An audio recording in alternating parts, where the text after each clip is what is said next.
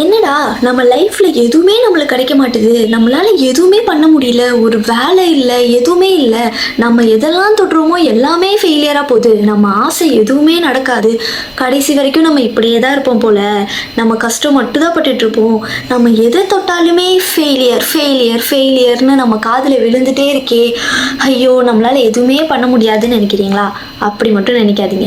எல்லாருக்கும் கண்டிப்பாக ஃபெயிலியர் இருக்கும். இப்போ நீங்கள் பார்ப்பீங்க நிறைய பேர், இருப்பா இவங்கெல்லாம் எப்படி இருக்காங்களே, இவங்கள மாதிரி நம்ம ஆகணும்ட்டு நம்ம கிட்ட நிறைய பேர் சொல்லுவாங்க, இதெல்லாம் உனக்கு வேலைக்காகாது, விட்டுடு, வேற எதுக்காவது போய் பாரு, இல்லை வேற ஏதாவது வேலை போய் செய், இதெல்லாம் உனக்கு சரிப்பட்டு வராது அப்படின்ட்டு.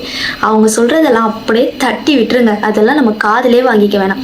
நம்மளுக்காக யாராவது ஒரே ஒருத்தவங்க சின்னதா நீ பண்றது நல்லா இருக்கு, இன்னும் நல்லா பண்ணு அப்படின்னு சொல்லி நம்மளுக்காக சின்னதா ஒரு சப்போர்ட் பண்ணுவாங்க பார்த்தீங்களா, அவங்க சொல்றத காதில் வாங்கிக்கோங்க. உங்களுக்கு எது பிடிச்சிருக்கோ அதை பண்ணுங்க. கண்டிப்பா அதுல நம்மளுக்கு உடனே நம்மளுக்கு எந்த ரிசல்ட்டும் கிடைக்காது. It will take time.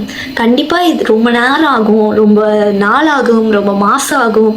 ஆனா அவங்கெல்லாம் மேல வர்றதுக்கு என்ன காரணம்? விடாம போராடினாங்கல்ல. நம்ம எல்லார்கிட்டயுமே எவ்வளவுதான் தோல்வி இருந்தாலும் ஒன்னே ஒண்ணு எல்லார்கிட்டயும் இருக்கு.